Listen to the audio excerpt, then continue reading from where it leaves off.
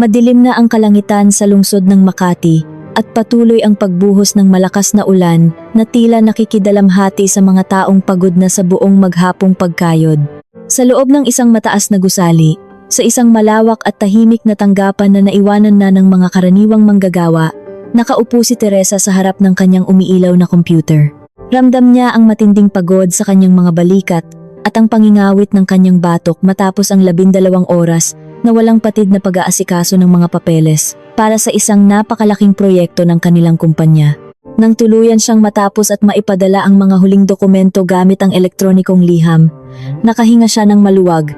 Sumandal siya sa kanyang silya, ipinikit ang kanyang mga mata, at dahan-dahang hinilot ang kanyang sentido na kanina pa kumikirot dahil sa labis na pag-iisip. Kinuha niya ang kanyang telepono na nakapatong sa ibabaw ng makapal na salamin ng kanyang mesa. Umaasa siyang may mensahe mula sa kanyang asawang si Dante.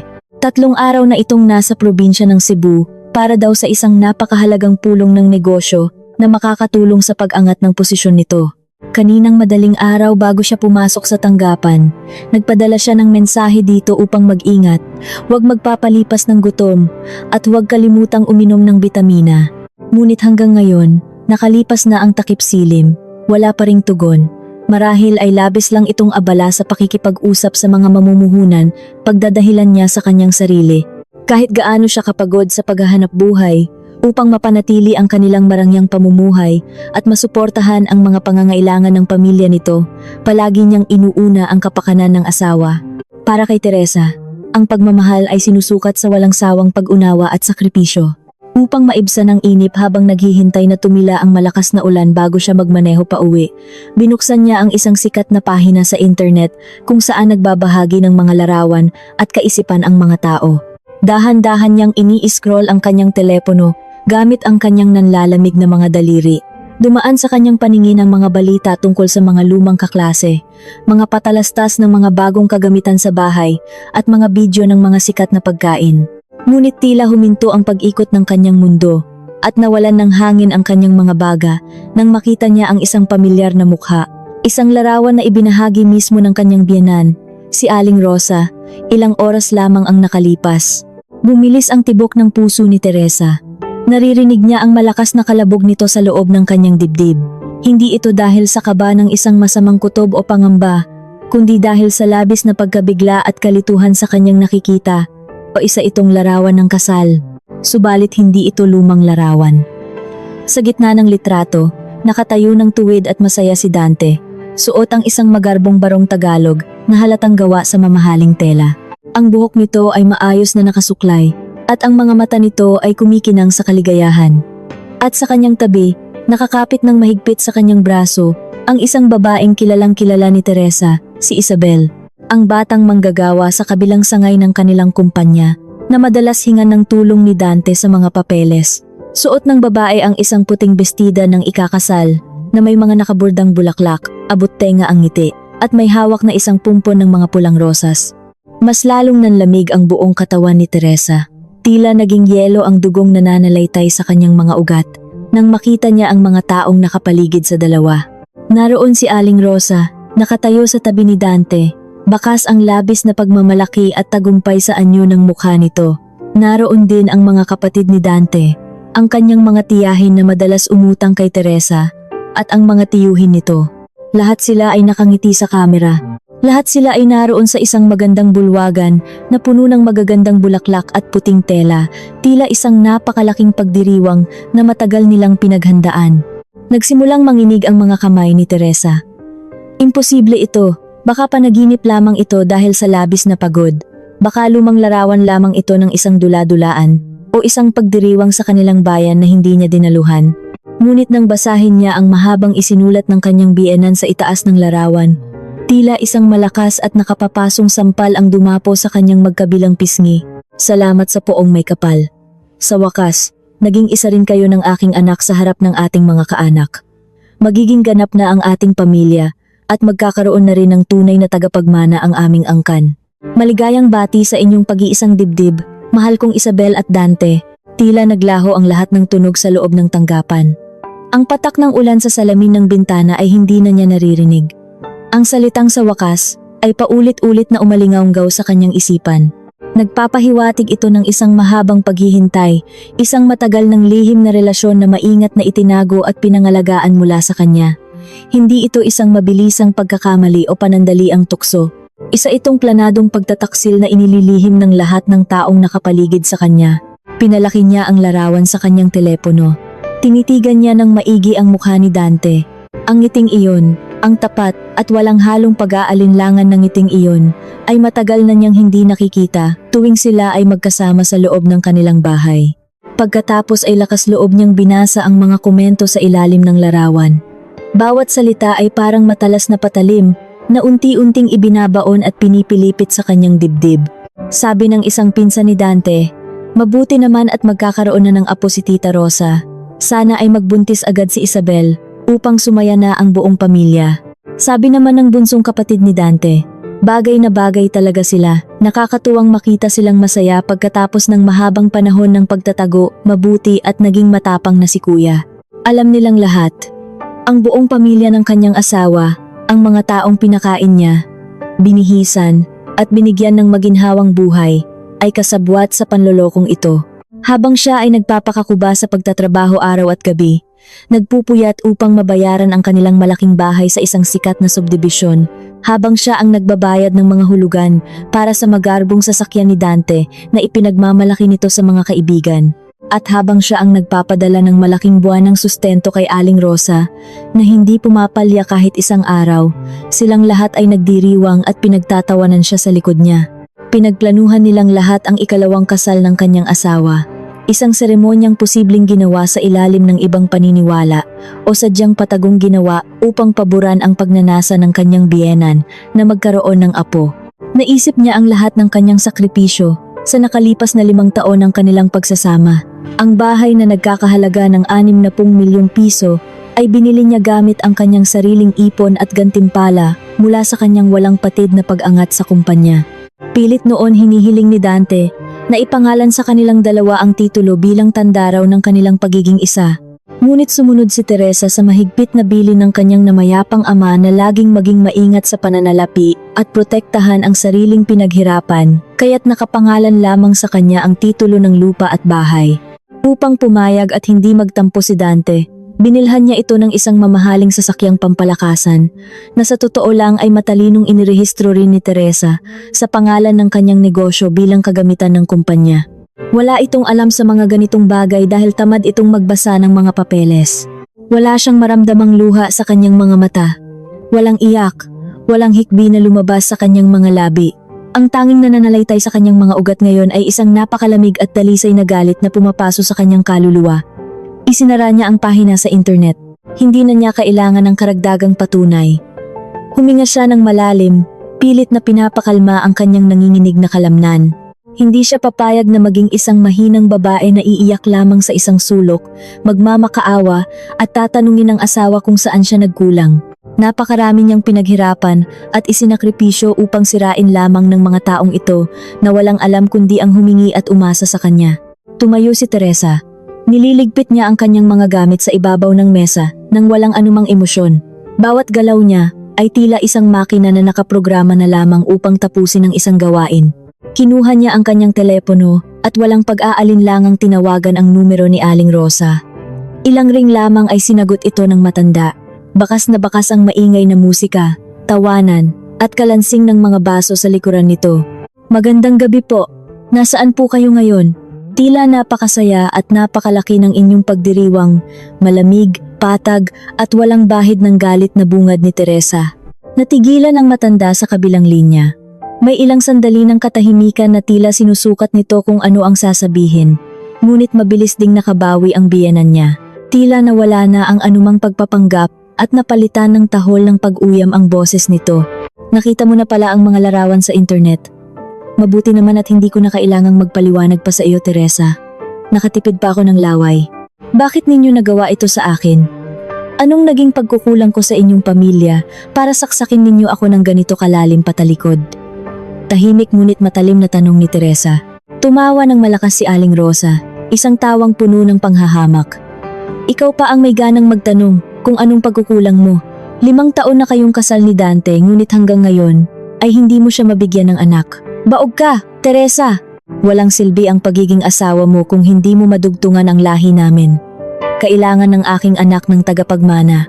Si Isabel, mabait siyang bata, marunong rumespeto sa tradisyon, at higit sa lahat, 2 buwan na siyang nagdadalang tao.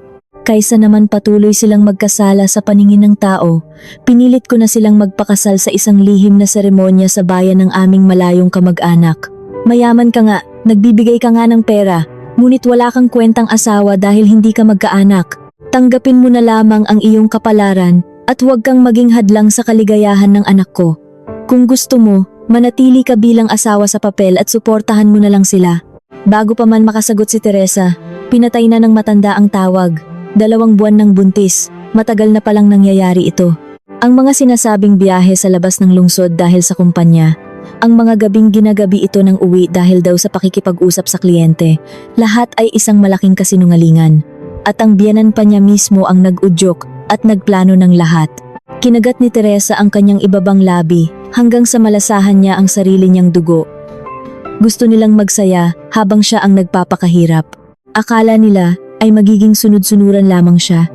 Napatatawarin niya ang mga ito dahil sa kanyang labis na pagmamahal kay Dante at tatanggapin niya ang kaawa-awang kalagayan bilang isang asawang pinagtaksilan. Nagkakamali sila ng kinabangga. Kinuha niya ang numero ng kanyang pinagkakatiwalaang abogado.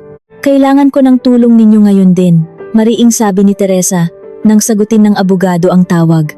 Ibubenta ko ang aking bahay ngayong gabi. Walang pakialam kung mas mababa ng kaunti sa presyo ng merkado, basta mabayaran agad ng buo at mailipat ang pera sa isang bagong taguan ng yaman na tanging ako lamang ang may pangalan.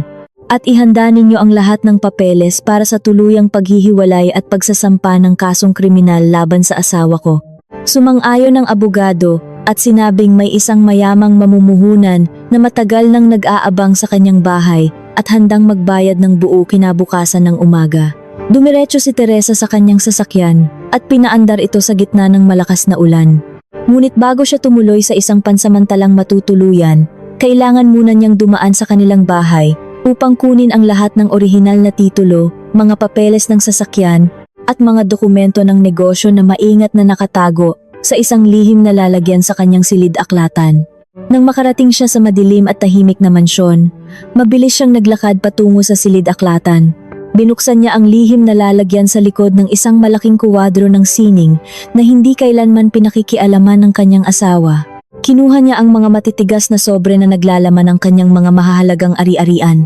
Ngunit nang isasara na sana niya ang bakal na pintuan ng taguan, may napansin siyang isang kakaibang asul na sobre sa pinakasulok. Hindi ito sa kanya at hindi niya kailanman inilagay iyon doon. Kinuha niya ang sobre, binuksan, at habang binabasa ang nakasulat sa mga pahina, tila huminto ang pagtibok ng kanyang puso at nanlamig ang buong katawan niya sa labis na kaba at pagkamuhi. Ano kaya ang nakasulat sa dokumentong iyon na hindi lamang nagpapatunay ng pagtataksil, kundi nagpapakita rin ng isang madilim at nakaririmarim na planong tatapos sana sa kanyang sariling buhay? Nanigas ang buong katawan ni Teresa habang hawak ang pamilyar na asul na sobre na gawa sa makapal at mamahaling papel. Dahan-dahan niya itong binuksan at inilabas ang mga nakatuping pahina sa loob. Sa tulong ng malamig na liwanag mula sa maliit na ilawan sa kanyang silid-aklatan, sinimulan niyang basahin ang bawat salitang nakalimbag. Isa itong patakaran para sa isang napakalaking siguro sa buhay. Nakapangalan sa kanya bilang taong nakasiguro, ngunit ang halagang 50 milyong piso ay mapupunta sa isang tiyak na tagapagmana sakaling siya ay pumanaw ng maaga o maaksidente. At ang pangalang nakatala bilang pangunahing tatanggap ng salapi ay walang iba kundi si Isabel, na buong kapalpakang inilagay roon bilang asawa sa ilalim ng mga maling dokumento. Inilabas ang dokumentong ito 3 buwan na ang nakalilipas. Eksaktong tumutugma ito sa panahong nagsimulang magbuntis ang babaeng iyon. Biglang nagkaroon ng malagim at nakapangingilabot na kahulugan ang mga binitawang salita ng kanyang biyenan kanina. Ang paulit-ulit na pagsasabing wala siyang kwenta at baog ay hindi lamang simpleng pang-iinsulto ng isang matandang walang magawa sa buhay. Ito ay isang pagpapatibay sa kanilang maitim na balak. Hindi lamang ang kanyang pinaghirapang yaman ang nais nilang angkinin, kundi pati na rin ang kanyang sariling hininga. Ang lihim na kasal na pinagdiriwang nila ngayon sa Cebu ay simula lamang ng isang mas malaking plano upang gawing legal ang pagtanggap ni Isabel sa salaping iyon kapag siya ay nawala na sa mundong ito. Napasubsob si Teresa sa malamig na sahig na gawa sa makintab na kahoy. Ang matinding sakit ng pagtataksil na kanina ay sumusugat sa kanyang puso ay biglang napalitan ng isang matinding takot na mabilis na nag-alab at naging isang nakapapasong puot. Ang lalaking pinakasalan niya sa harap ng dambana, ang lalaking katabi niyang matulog gabi-gabi at pinaglulutuan niya ng paborito nitong ulam, ay tahimik na nagpaplanong tapusin ang kanyang buhay, kasama ang kalaguyo nito at suportado ng buong pamilya nito. Napagtanto niyang ang mga paglalambing ni Dante noong mga nakaraang buwan, ang pag-aalok nito na ipagluto siya at dalhan ng kape sa gabi ay marahil mga pagkakataon na sinusubukan nitong lasunin siya ng unti-unti. Nanginginig man ang buong katawan at naliligo sa malamig na pawis, pinilit ni Teresa na bumangon. Maingat niyang itinupi ang dokumento at isinilid sa kanyang bag na gawa sa balat. Ito ang pinakamatibay na ebidensya ng kanilang kasamaan at tangkang pagpaslang. Hindi niya hahayaang magtagumpay ang mga halimaw na ito. Nagtungo siya sa kanilang malawak na silid-tulugan. Binuksan niya ang kanyang malaking aparador at kumuha lamang ng ilang mahahalagang damit at personal na gamit na nagkakasya sa isang maliit na maleta. Wala na siyang pakialam sa mga naglalakihang telebisyon, mamahaling kama at mga palamuting galing pa sa ibang bansa na maiiwan doon. Lahat ng iyon ay nabahiran na ng karumal-dumal na kasinungalingan. Nang mapadaan siya sa ibabaw ng maliit na mesa, kung saan nakapatong ang kanilang malaking larawan noong araw ng kanilang kasal, tinitigan niya ang nakangiting mukha ni Dante. Isang napakabait at maamong mukha na nagkukubli ng isang sakim na demonyo. Kinuha niya ang kuwadro, inalis ang larawan mula sa salamin, at pinunit ito ng paulit-ulit hanggang sa maging maliliit na piraso na hindi na makilala. Sa kanya ito inihagis sa basurahan. Hindi na siya lumingon papabalik. Nilisan niya ang tahimik na mansyon, pinaandar ang kanyang sasakyan, at dumaan sa naglalakihang mga pinto ng subdivision sa Alabang habang patuloy na bumubuhos ang ulan. Ang bahay na iyon ay hindi na niya ituturing na tahanan. Isa na lamang itong ari-arian na kailangang maging salapi bago pa man sumikat ang araw. Nagtungo siya sa isang napakamarangyang bahay panuluyan sa Kalakhang, Maynila. Nagbayad gamit ang kanyang sariling pangalan noong siya ay dalaga pa at nagkulong sa isang malawak na silid upang palipasin ang gabi. Hindi siya nakatulog kahit isang minuto. Nakaupo lamang siya sa madilim na sulok, nakatingin sa mga ilaw ng lungsod mula sa mataas na bintana, habang ginagamit ang buong magdamag upang buuin ang mga susunod niyang malulupit na hakbang sa kanyang isipan. Ang Teresa na mapagbigay at laging nagpaparaya ay namatay na sa gabing iyon. Kinabukasan, dakong 8:00 ng umaga, maaga siyang nakipagkita sa tanggapan ng kanyang abogado na si Ginoong Mendoza. Naroon na rin ang mayamang mamumuhunan na matagal nang nag-aabang na mabili ang kanyang bahay. Walang bakas ng iyak o puyat sa mukha ni Teresa. Nakasuot siya ng isang formal na itim na kasuotan na nagbibigay sa kanya ng anyo ng isang matapang na pinuno. Mabilis na natapos ang pag-uusap dahil nakapangalan lamang sa kanya ang titulo at malinis ang lahat ng papeles sa pamahalaan na isagawa agad ang bilihan ng walang anumang sagabal. Bago pa man sumapit ang tanghali, ang halagang 60 milyong piso ay matagumpay na nailipat sa isang bagong lihim na kwenta sa bangko na tanging siya lamang ang may alam at hindi kailanman maaabot ni Dante. Nagbilin din siya sa bagong may-ari na maglagay ng mga bagong guwardiya at huwag papasukin ang sinuman sa kanyang mga dating kasama sa bahay na iyon. Matapos ang matagumpay na bentahan, nagtungo si Teresa sa isang malaking sangay ng bangko kung saan nakalagak ang kanilang pinagsasamahang pondo ng kanyang asawa. Dito niya idinideposito ang malaking halaga buwan-buwan para sa mga pambayad sa kuryente, tubig, pagkain at higit sa lahat ang pansariling luho ni Dante. Nang suriin niya ang laman nito, may natitira pa roong higit sa 300,000 piso. Walang anumang pag-aalinlangan niyang inilipat ang lahat ng laman nito hanggang sa kahuli-hulihang sentimo patungo sa kanyang bagong kwenta. Pagkatapos, kinausap niya ang punong tagapamahala ng bangko upang ipasara at harangan ng tuluyan ang lahat ng mga tarhetang pambayad at inutang na ginagamit ni Dante na nakakabit sa kanyang pangalan bilang pangunahing nagbabayad. Sinabi niyang nawala ang mga ito at may panganib na gamitin ng mga magnanakaw. Putol na ang lahat ng daloy ng pananalapi ng lalaking nagtaksil sa kanya. Wala na itong mabubunot kahit isang kusing. Ngunit alam ni Teresa na hindi pa siya tapos. Ang susunod niyang pupuntahan ay ang gusali ng kumpanya kung saan nagtatrabaho si Dante bilang isang mataas na tagapamahala ng pagpapatakbo. Ang hindi alam ng marami, maging ng sarili niyang asawa na labis na naging mayabang sa mga tauhan nito, ay si Teresa ang tunay na nagmamay-ari ng 70% ng kumpanyang iyon ng pagpapatayo ng mga gusali. Inilagay niya lamang si Dante roon upang magkaroon ito ng dangal, magandang titulo, at hindi magmukhang walang silbi sa paningin ng ibang tao. Isang malaking pagkakamali na ngayon ay kanyang babawiin nang walang pangingimi at buong bagsik. Pagdating sa tanggapan na pag-aari niya, napansin ng mga tauhan ang kakaibang talim sa mga mata ni Teresa. Dumiretso siya sa pinakatagong silid ng punong tagatuos ng pananalapi na si Ginoong Santos, isang taong matapat na nagsisilbi sa kanya ng mahigit isang dekada. Nagulat ang matanda sa kanyang biglaang pagbisita, sapagkat bihirang magpakita si Teresa roon upang mapanatili ang lihim nilang mag-asawa. Agad niyang ipinasara ang pinto at inutusan ang matanda na ilabas ang lahat ng talaan ng mga ginastos, mga ipinasang resibo, at mga kontratang pinirmahan ni Dante sa nakalipas na 1 taon, lalong-lalo na ang mga may kinalaman kay Isabel. Habang maingat na sinusuri ni Teresa at ni Ginoong Santos ang mga nagkapatong-patong na papeles, isang kahina-hinalang talaan ang pumukaw sa kanyang pansin. May isang bagong kumpanyang kinokontrata para daw sa mga serbisyo ng pagdidisenyo na buwan-buwan ay binabayaran ng napakalaking halaga, ngunit walang anumang malinaw na katibayan na may natapos itong proyekto. Sino kaya ang tunay na nagmamay-ari ng peking negosyong ito na tahimik na umuubos sa yaman ng kanyang kumpanya, at gaano kalaking salapi na ang matagumpay na ninakaw ni Dante mula sa sarili nitong asawa upang paligayahin ang babaeng pinakasalan nito sa Cebu. Tahimik na nakatitig si Teresa sa mga papeles na nakalatag sa ibabaw ng malapad na mesa ni Ginoong Santos.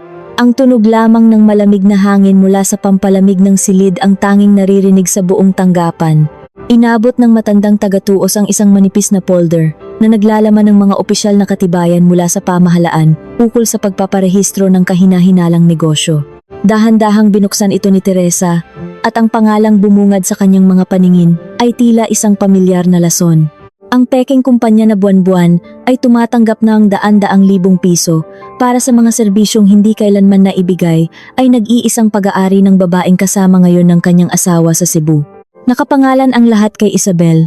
Hindi lamang puso at tiwala ni Teresa ang kanilang pinaglaruan, pati ang mismong kaban ng kanyang negosyo ay tahasan nilang ninanakaw. Sinuri pa ng maigi ni Ginoong Santos ang mga nakaraang bayarin. Lumabas na ang mga sinasabing biyahe ni Dante patungo sa iba't ibang probinsya upang makipag-usap daw sa mga kliyente ay pawang kasinungalingan. Ginagamit nito ang salapi ng kumpanya upang tustusan ang kanilang mga mararangyang bakasyon ni Isabel. Ang pinakamalala, ang mismong pagdiriwang ng kanilang lihim na kasal at ang kanilang kasalukuyang pamamalagi sa isang napakamahal na tuluyan sa Cebu ay binayaran gamit ang pondo ng negosyo na ipinasok bilang gastusin sa isang peking proyekto. Sa kabuuan, halos 5 milyong piso na ang matagumpay na naibulsa ng 2 taksil sa loob lamang ng 1 taon. Huminga ng malalim si Teresa. Ang galit na nararamdaman niya ay hindi na mainit at mapusok. Isa na itong malamig na patalim na handang humiwa sa sinumang humarang sa kanyang landas. Tumingin siya sa matandang tagatuos na bakas din ang labis na pagkadismaya at galit sa paglapastangan sa kumpanyang matagal nilang inalagaan. Inutusan niya ito na tipunin ang lahat ng orihinal na resibo, mga peking kontrata na may pirma ni Dante, at ang mga katibayan ng paglilipat ng salapi patungo sa kwenta ni Isabel. Gagamitin nila itong matibay na sandata. Kasabay nito, ipinag-utos din ni Teresa ang agarang paggawa ng formal na liham ng pagpapatalsik sa trabaho para sa dalawa nang walang anumang natatanggap na benepisyo, tulong o karangalan dahil sa mabigat na kasalanang pandarambong. Habang maingat na inihahanda sa Maynila ang mga patibong na tuluyang wawasak sa buhay ng mga nagtaksil, isang ganap na magkasalungat na tagpo ang nangyayari sa isang napakagandang dalampasigan sa Cebu. Nakahiga si Dante sa isang komportabling upuan sa ilalim ng sikat ng araw, may hawak na malamig na inumin at nakangiting pinagmamasdan ang alon ng dagat. Sa kanyang tabi ay si Isabel, suot ang isang mamahaling damit panlangoy na binili pa nila bago ang kanilang kasal. Nag-uusap ang dalawa ukol sa kanilang mga pangarap. Panay ang pangangako ni Dante na bibilhan niya ito ng sariling malaking bahay at mamahaling sasakyan kapag nakuha na nila ang kabuuang pamamahala sa kumpanya. Tiwalang-tiwala si Dante na napakabobo ng kanyang asawa at kailanman ay hindi nito malalaman ang kanyang mga palihim na galaw. Pinagtawanan pa nila ang pagiging masyadong mabait at mapagparaya ni Teresa na sa kanilang paningin ay isang tanda ng matinding kahinaan. Ngunit ang kanilang matamis na pagdiriwang ay hindi nagtagal. Pagsapit ng tanghali, nagpasiya silang lumisan sa kanilang marangyang silid upang mamili ng mga pasalubong para kay Aling Rosa at sa iba pang mga kamag-anak na dumalo sa kanilang lihim na pag-iisang dibdib. Dumiretso sila sa mismong harapan ng tanggapan ng otel upang bayaran ang lahat ng kanilang naging gastusin. Mayabang na inilabas ni Dante ang kanyang ginintuang tarhetang pambayad at iniabot sa kawani ng tuluyan. Nakangiti pa si Isabel sa kanyang tabi. Buong pagmamalaking ipinapakita ang kanyang bagong singsing. Ilang sandali ang lumipas, napansin ni Dante ang pagkunot ng noo ng kawani habang paulit-ulit na ipinapasok ang kanyang tarheta sa makina. Pasensya na po, Ginoo. Ngunit tila hindi tinatanggap ng inyong bangko ang transaksyon. Maaari po bang sumubok tayo ng ibang paraan ng pagbabayad? Malumanay na wika ng babaeng kawani. Nawala ang ngiti ni Dante. Nakaramdam siya ng bahagyang pagkapahiya, lalo na nang mapansin niyang nakatingin ang ibang mga mayayamang panauhin na nakapila sa kanilang likuran. Kinuha niya ang isa pang tarheta na nakapangalan sa kanilang pinagsasamahang pondo ni Teresa at iniabot ito. Siguradong may laman iyan, baka nagkaproblema lang ang una kong ginamit, mayabang na sagot niya. Subalit muli, umiling ang kawani at sinabing tinanggihan din ang ikalawang tarheta. Nagsimulang manginig ang kamay ni Dante sa halo-halong inis at kaba. Kinuha niya ang kanyang telepono at mabilis na binuksan ang aplikasyon upang suriin ang laman ng kanilang pondo. Nanlaki ang kanyang mga mata at halos tumigil ang kanyang paghinga nang makita ang numerong nakatala sa kanyang paningin. Walang laman, maski isang kusing ay walang natira sa daan-daang libong piso na naroon kahapon. Mabilis niyang sinuri ang sarili niyang kwenta kung saan pumapasok ang kanyang sweldo. Iilang libo na lamang ang naroon matapos niyang waldasin sa pagbili ng mga mamahaling damit ni Isabel noong mga unang araw nila sa Cebu. Hindi ito sapat upang bayaran ang higit sa 50,000 pisong utang nila sa otel. Ano bang nangyayari, Dante? Bakit ang tagal natin dito? Naiinip na bulong ni Isabel habang hinahatak ang laylayan ng damit ng asawa. Hindi makasagot si Dante. Pinagpawisan siya ng malapot sa kabila ng lamig ng lugar. Nakiusap siya sa kawani na bigyan siya ng ilang minuto upang tumawag sa kanyang bangko. Lumayo siya sa pila, pilit na tinatawagan si Teresa, ngunit tanging isang malamig na tinig lamang mula sa kumpanya ng telepono ang sumasagot na hindi na maaabot ang numerong iyon. Sinubukan niyang tawagan ang kanyang ina upang manghiram ng pera, ngunit maging si Aling Rosa ay nagtataka dahil hindi rin nito makontak ang manugang. Sa puntong iyon, unti-unting gumapang ang isang nakapangingilabot na katotohanan sa isipan ni Dante. Alam na ni Teresa, nalaman na ng kanyang asawa ang lahat at inumpisahan na nitong putulin ang lahat ng kanyang pinagkukunan ng yaman. Dahil sa matinding kahihiyan at kawalan ng pagpipilian, napilitang ilabas ni Isabel ang kanyang sariling ipon mula sa kanyang bag upang tulungan ang asawa na mabayaran ang kanilang pagkakautang sa otel.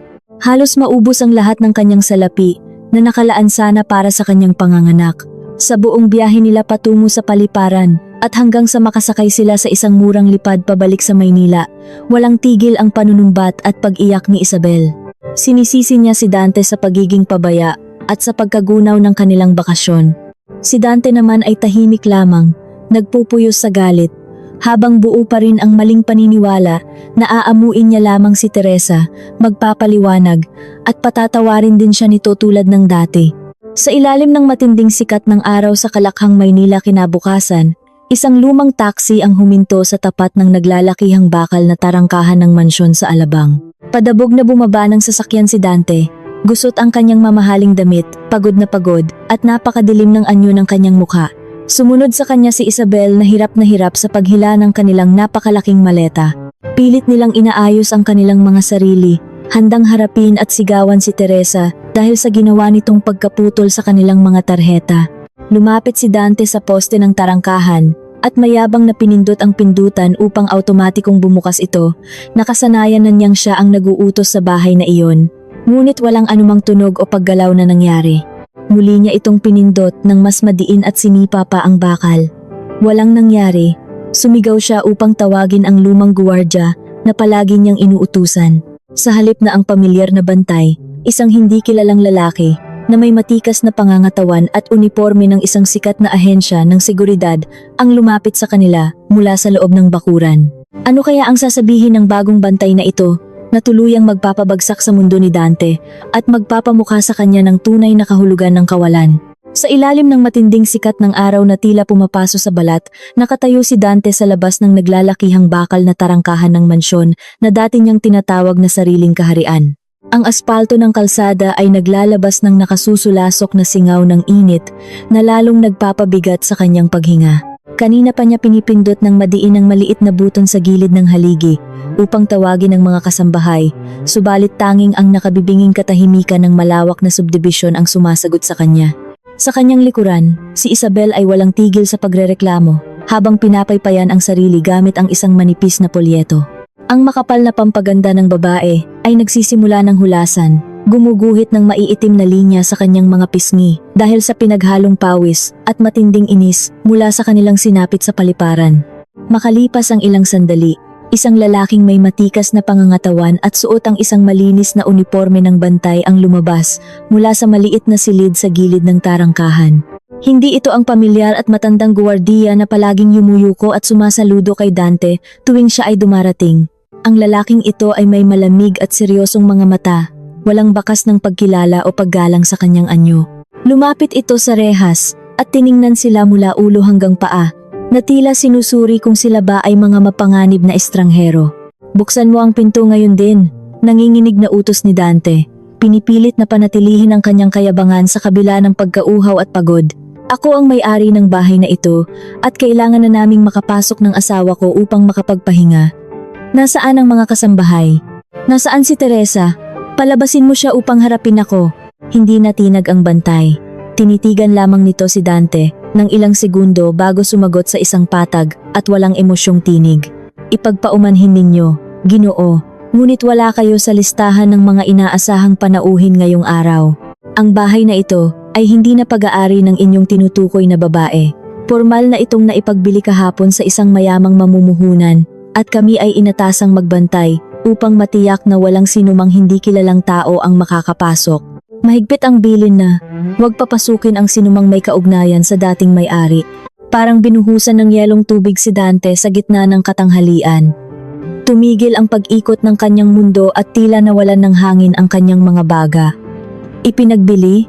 Paano maibebenta ang isang mansyon na nagkakahalaga ng 60 milyong piso sa loob lamang ng isang araw? Imposible iyon, naisip niya. Hindi magagawa ni Teresa na ibenta ang ganoon kalaking ari-arian nang wala ang kanyang pahintulot. Nagsisinungaling ka. Asawa ko ang may-ari niyan at pera ko rin ang ipinambili riyan. Buksan mo ito kundi ay ipatatanggal kita sa trabaho. Sigaw niya habang buong lakas na kinakalampag ang makapal na bakal ng tarangkahan. Kung hindi po kayo titigil sa paggawa ng iskandalo, mapipilitan po akong tumawag ng mga pulis upang ipahuli kayo. Malamig na banta ng bantay bago tuluyang tumalikod at bumalik sa loob ng kanyang maliit na silid. Iniiwan silang nakabilad sa araw. Lumapit si Isabel, bakas ang labis na pagkabigla at pag-usbong ng matinding takot sa kanyang mga mata. Narinig niya ang buong pag-uusap.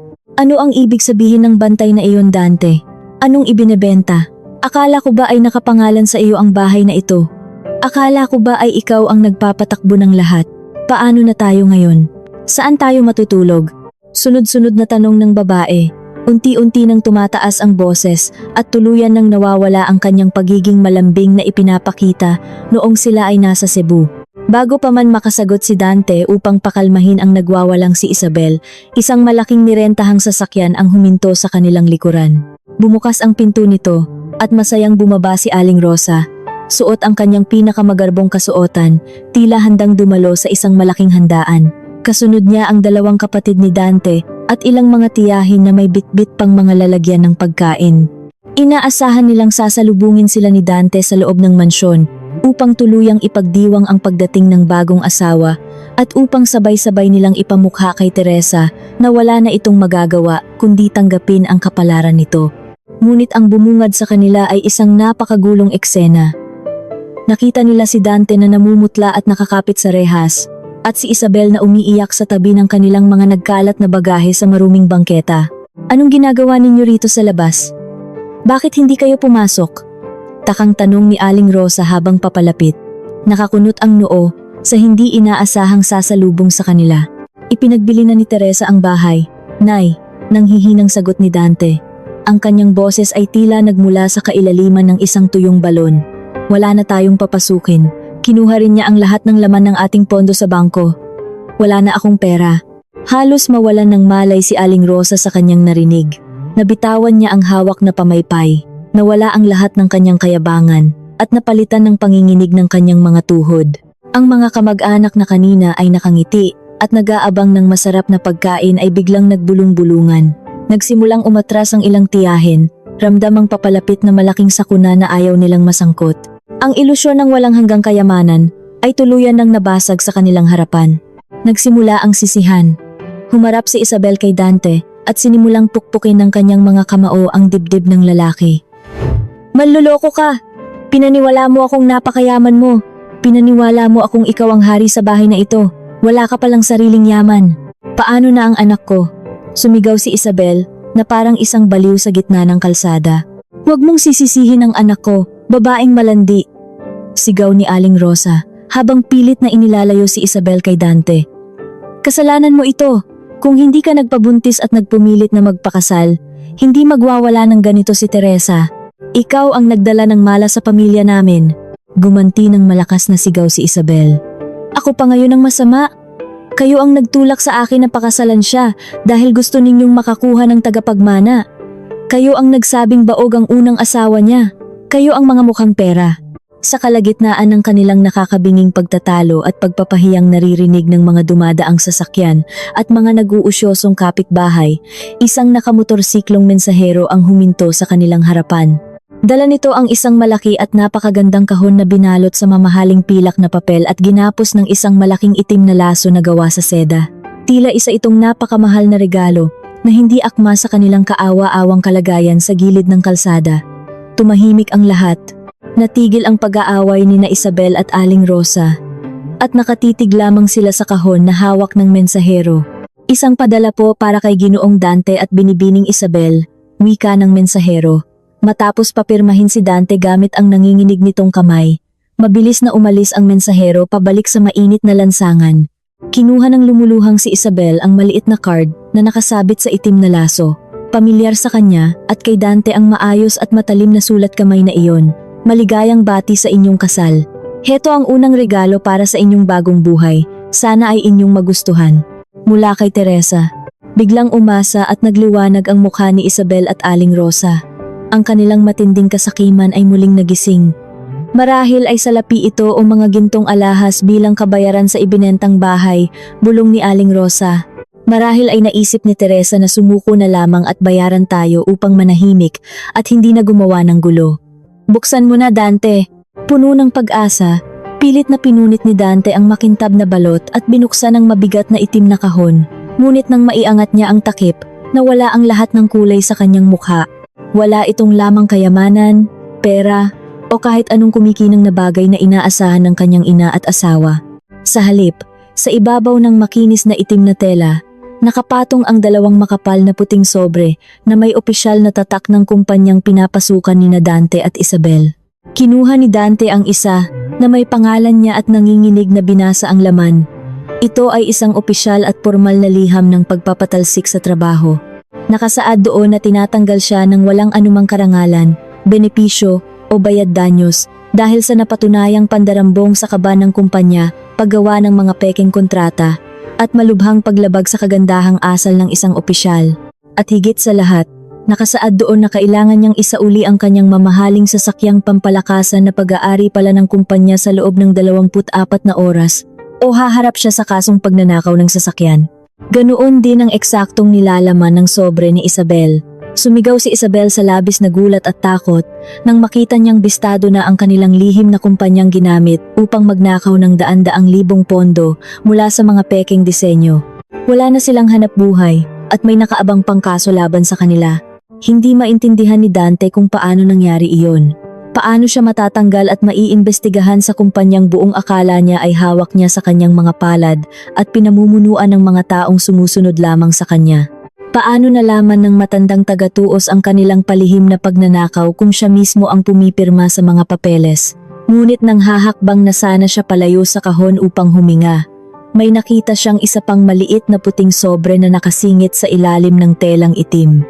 May nakasulat ditong, "Para sa inyong madilim na hinaharap." Kinuha niya ito at tahimik na binasa ang mga nakalimbag na salita sa loob.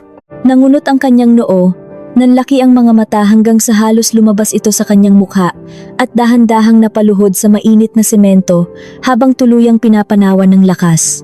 Ano kaya ang nakasulat sa huling mensaheng iyon ni Teresa na tuluyang sumira sa isipan ni Dante at naging dahilan upang sumigaw si Aling Rosa at tuluyang mawalan ng malay sa gilid ng kalsada?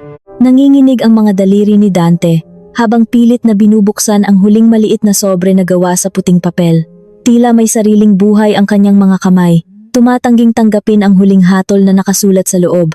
Nang mailabas niya ang manipis na card, bumungad sa kanya ang pamilyar at matalim na sulat kamay ni Teresa.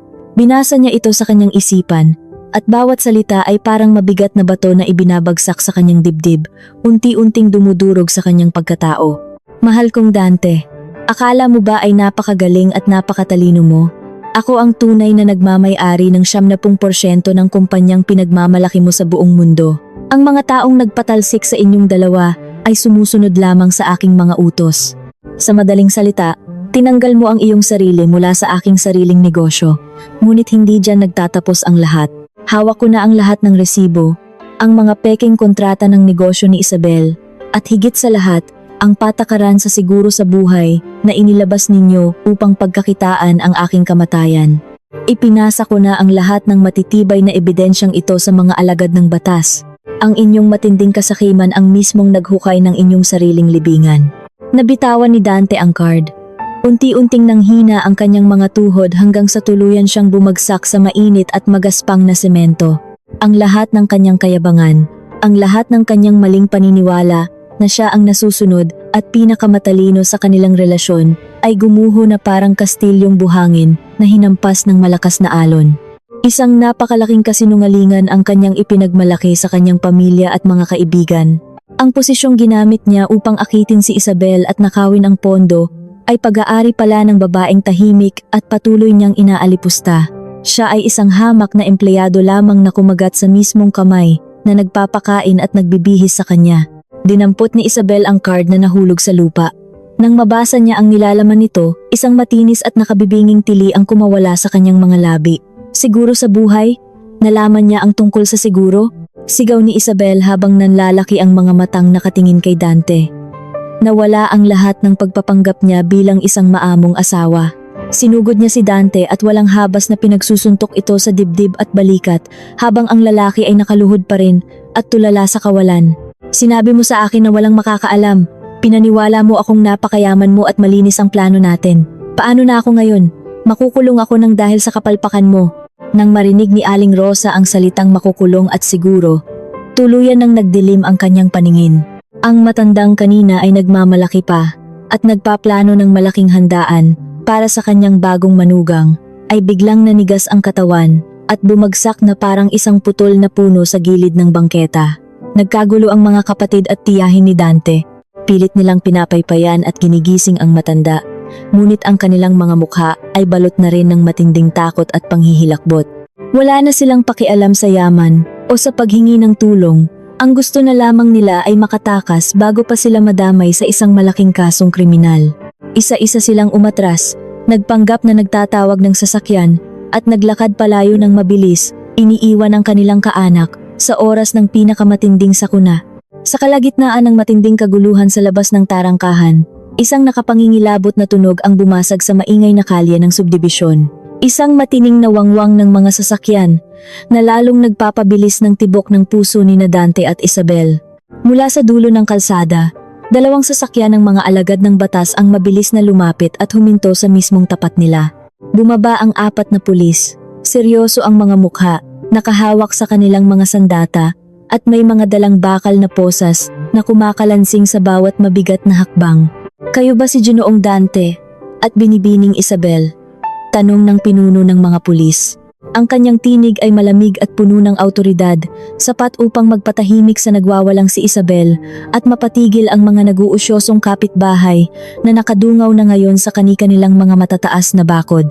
Tumayo si Dante, nanginginig ang buong katawan at tila isang maamong tupa na nawalan ng tagapagtanggol. Bakit po? Ano pong kailangan ninyo sa amin, sir? Utak ba ito ng asawa kong si Teresa? Wala kaming ginagawang masama. Mag-asawa kami at may maliit na hindi pagkakaunawaan lamang sa loob ng aming pamilya. Wala kaming pakialam sa inyong alitang mag-asawa, sagot ng pulis habang naglalabas ng isang opisyal na dokumento mula sa isang asul na folder.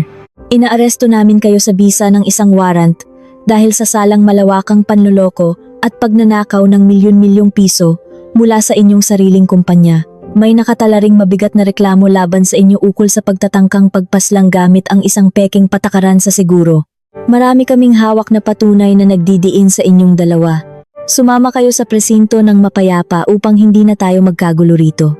Saktong pag-iyak at pagmamakaawa ni Isabel. Napatuloy na sumisigaw na siya ay may pinagbubuntis at wala siyang kinalaman sa plano kundi napilitan lamang. Isang napakagarang itim na sasakyan ang tahimik na huminto sa likuran ng mga sasakyan ng pulis. Dahan-dahang bumukas ang madilim na bintana sa likurang bahagi nito. Sino kaya ang nakasakay sa loob ng marangyang sasakyang iyon? At anong huling mga salita ang bibitawan niya? Natuluyan ng tatapos sa anumang natitirang pag-asa ng taksil na asawa bago tuluyang ikabit ang mga malamig na posas sa kanyang mga pulso. Dahan-dahang bumaba ang madilim na salamin ng bintana ng marangyang sasakyan. Walang iba kundi si Teresa ang nakaupo sa loob, formal, maayos, at walang kahit anong bakas ng gulo sa kanyang ayos. Ang kanyang itim na kasuotan ay lalong nagpapatingkad sa kalamigan ng kanyang mga mata. Hindi siya bumaba upang mag-iskandalo o makipagsagutan sa kalsada tulad ng ginagawa ng mga karaniwang tao. Pinili niyang manatili sa kanyang komportableng upuan, tahimik na nakatingin kina Dante at Isabel na ngayon ay pinapaligiran na ng mga alagad ng batas. Ang kanyang tingin ay hindi nagpapakita ng galit, kundi isang purong kawalan ng pakialam na tila nakatingin sa mga basurang malapit ng hakutin palayo. Teresa! Parang awa mo na! Parang baliw na sigaw ni Dante. Pilit siyang kumakawala sa mahigpit na pagkakahawak ng pulis na nakapulupot sa kanyang mga braso. Asawa mo ako! Huwag mong gawin ito sa akin! Handa akong magbago, babalik ako sa iyo. Mag-usap tayo ng maayos. Bahagyang inilapit ni Teresa ang kanyang mukha sa bukas na bintana. Ang kanyang tinig ay mahinahon, patag, ngunit umaalingaw-ngaw sa pandinig ng lahat ng naroon, lalo na kay Dante. Asawa, matagal na kitang tinanggal sa buhay ko noong araw na isinuot mo ang barong na iyan upang pakasalan ang babaeng nasa tabi mo. Binigyan kita ng maginhawang buhay, ngunit pinili mong magnakaw at magplano ng aking kamatayan. Ngunit bago ka tuluyang mabulok sa loob ng malamig na rehas kasama ng iyong katangahan, may isang huling katotohanan akong ipagkakaloob sa iyo. Isang pabaon para sa iyong mahabang panahon ng pag-iisa sa kulungan. Tumahimik ang buong paligid. Maging si Isabel na kanina pa humahagulgol ay napatigil at napatingin sa marangyang sasakyan, hinihintay ang mga salitang lalabas sa bibig ng babaeng kanilang inagrabyado. Hindi mo ba na itatanong sa iyong sarili kung bakit hindi tayo magkaanak sa loob ng 5 taon nating pagsasama? Malamig na patuloy ni Teresa. Palagi mong isinisisi sa akin ang lahat. Hinayaan kong paniwalaan ng iyong pakialamerang ina na ako ang baog upang protektahan ang iyong kayabangan at ang iyong maliit na pagkalalaki. Ngunit ang totoo, nagpasuri ako sa mga pinakamagagaling na manggagamot ng palihim. Malusog ako, Dante. Wala akong sakit. Ikaw ang walang kakayahang magbigay ng buhay. Baog ka, kaya bago ka magmalaki at itapon ang lahat para sa bagong pamilya na iyan, itanong mo muna sa babaeng ipinagpalit mo sa akin kung sino ang tunay na ama ng batang kanyang ipinagbubuntis. Parang pinasabugan ng malakas na bomba ang isipan ni Dante. Nanlaki ang kanyang mga matang namumula sa kakaiyak. Dahan-dahan, tila sirang makina, siyang lumingon kay Isabel. Ang mukha ni Isabel ay biglang namutla at nawalan ng kulay. Bakas ang matinding gulat na tila nahuli sa isang napakalaking kasalanan na pilit niyang inilibing. Hindi makapagsalita ang babae, nanginginig ang mga labi habang pilit na umiiwas ng tingin sa lalaking pinaniwala niyang ama ng kanyang dinadala. Ang batang ipinagmamalaki ng kanyang ina ang dahilan kung bakit nagkaroon ng lihim na kasal at kung bakit niya itinapon ang buhay na nagkakahalaga ng 60 milyong piso ay bunga pala ng pagtataksil din ni Isabel sa kanya. Nalinlang siya ng babaeng ginamit niya upang linlangin ang sarili niyang asawa. Isang pambihirang panlilinlang na sumira sa sarili niyang buhay. Hindi! Hindi totoo yan! Nagsisinungaling ka, Teresa! Sigaw ni Dante. Ngunit ang pag-atras ni Isabel at ang kawalan nito ng kakayahang ipagtanggol ang sarili ay sapat na upang patunayan ang mapait na katotohanan. Isang napakalakas at nakakikilabot na tawa ang biglang kumawala sa mga labi ni Dante. Tumawa siya ng tumawa na parang tuluyan ng nawalan ng katinuan. Tumawa siya habang pilit na kinakabitan ng malamig na bakal na posas ang kanyang mga pulso. Ang tunog ng posas ay hudyat ng pagtatapos ng kanyang kalayaan. Isakay na ang mga iyan sa sasakyan at dalhin na sa presinto, utos ng pinuno ng mga alagad ng batas. Walang awang kinaladkad ng mga pulis si Dante na patuloy sa pagtawa ng parang baliw. At si Isabel na bumagsak sa lupa, humahagulgol at nagmamakaawa na huwag siyang ikulong dahil sa kanyang kalagayan. Isinara ang pinto ng sasakyan ng pulis nang may malakas na kalabog, tuluyang kinukulong ang dalawa sa madilim at nakasusulasok nilang kapalaran. Tumingin si Teresa sa nakabulagtang si Aling Rosa sa gilid ng bangketa. Ang mga tiyahin at pinsan ni Dante na kanina ay naghihintay ng grasya ay tuluyan ng naglaho na parang mga bulang tinangay ng hangin. Iniiwan ng matanda na walang malay at walang tutulong sa ilalim ng matinding sikat ng araw.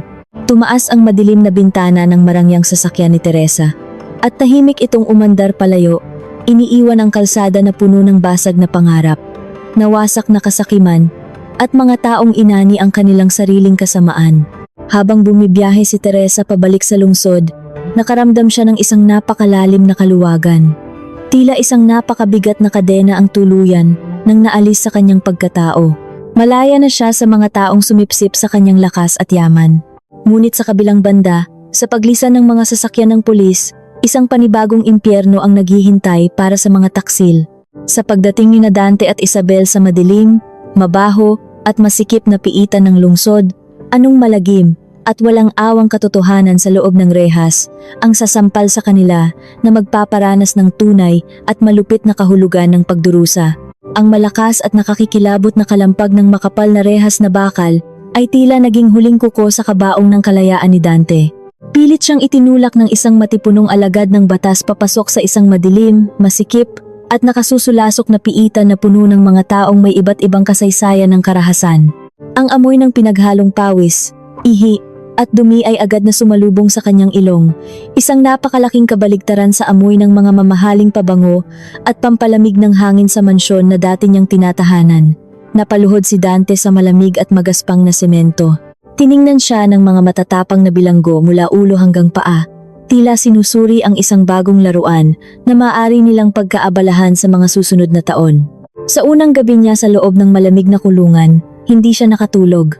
Nakasiksik lamang siya sa isang madilim na sulok, nakayakap sa kanyang mga tuhod habang walang tigil na nanginginig. Ang mga huling salita ni Teresa ay patuloy na umaalingaw-ngaw sa kanyang isipan na parang isang sirang plaka, baog. Walang kakayahang magbigay ng buhay. Ang kaisipang iyon ang tuluyang sumira sa kanyang natitirang pag-asa at pagkalalaki. Ginugol niya ang kanyang buong buhay sa pagpapakitang gilas, sa pagmamayabang na siya ang haligi ng tahanan, na siya ang nasusunod, ngunit ang totoo, siya ay isang walang silbing tau-tauhan. Mas masakit pa rito ang katotohanan na ang babaeng ipinagpalit niya sa kanyang marangyang buhay, ang babaeng dinala niya sa Cebu at pinakasalan ng palihim ay isa ring manlilinlang. Ginamit lamang siya ni Isabel upang magkaroon ng mayamang kikilalaning ama ang batang bunga ng pagtataksil nito sa ibang lalaki. Nawala sa kanya ang 60 milyong pisong bahay, ang mamahaling sasakyan, ang magandang trabaho at ang kanyang dangal para lamang sa isang malaking kasinungalingan. Sa kabilang banda ng pasilidad, sa piitan ng mga kababaihan, ay walang tigil ang pag-iyak ni Isabel. Ang kanyang dating makinis na balat at magandang buhok ay mabilis na nawala, napalitan ng pangingitim ng mga mata at pamamayat dahil sa kakulangan ng maayos na pagkain at labis na pag-aalala. Nang sumapit ang araw ng kanyang panganganak, isinilang niya ang isang malusog na sanggol na lalaki sa ibabaw ng isang manipis at malamig na higaan sa pagamutan ng kulungan. Walang sumalubong na pamilya, walang bulaklak, walang malaking pagdiriwang. Makalipas lamang ang ilang araw, kinuha ng mga kawani ng pamahalaan ng sanggol upang dalhin sa isang bahay ampunan. Tumanggi ang lahat ng kamag-anak ni Isabel na kupkupin ang bata dahil sa matinding kahihiyan na idinulot nito sa kanilang angkan. Wala siyang nagawa kundi humagulgol habang inilalayo ang kanyang anak, isang mapait na bunga ng kanyang labis na kasakiman.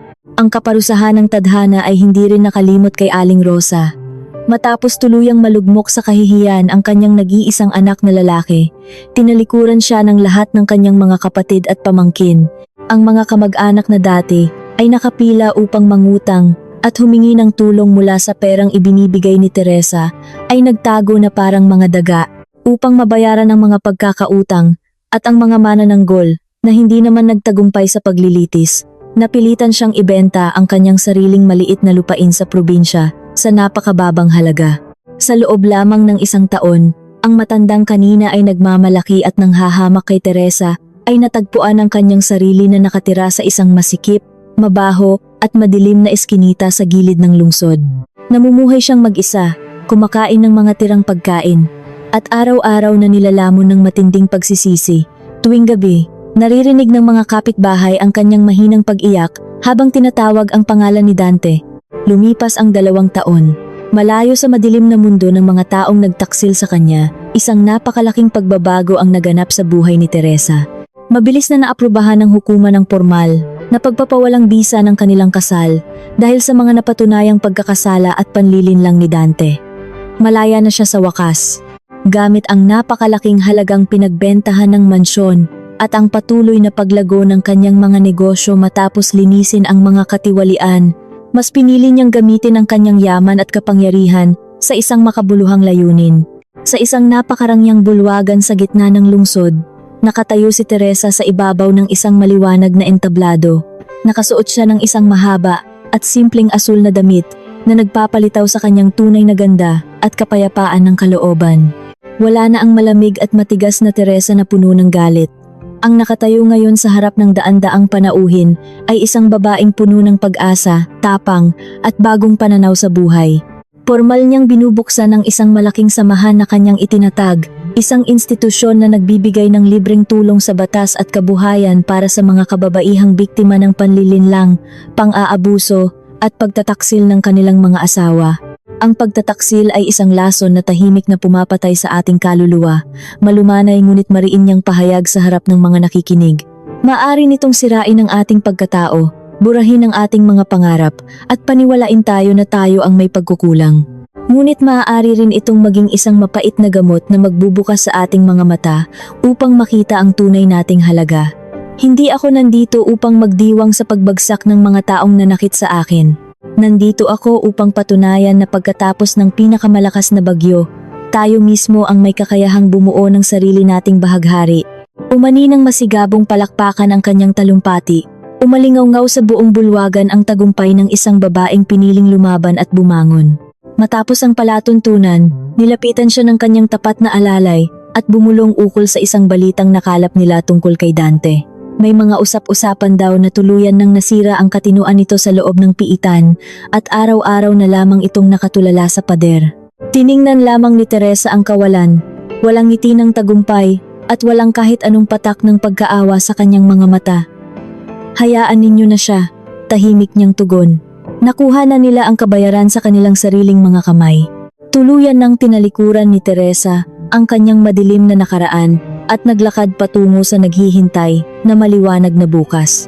Naging ganap ang katarungan hindi dahil sa paggamit ng dahas, kundi dahil sa pagbangon at pagpapatawad sa sarili, habang ang batas ng kalikasan ang gumanti para sa kanya. Ngunit habang patuloy na umiikot ang mundo at nagbabayad ang mga nagkasala sa loob ng malamig na rehas, isang katanungan ang patuloy na bumabagabag sa isipan ng mga nakasaksi sa malagim na trahedyang ito. Kung sakali kayang hindi nalaman ni Teresa ang katotohanan noong gabing umuulan na iyon sa pamamagitan ng isang pagkakamali sa pagbabahagi ng larawan, hanggang saan kaya aabot ang kasakiman at kalupitan ng pamilyang iyon? At sino kaya ang susunod na magiging biktima ng kanilang walang hanggang pag-iimbot?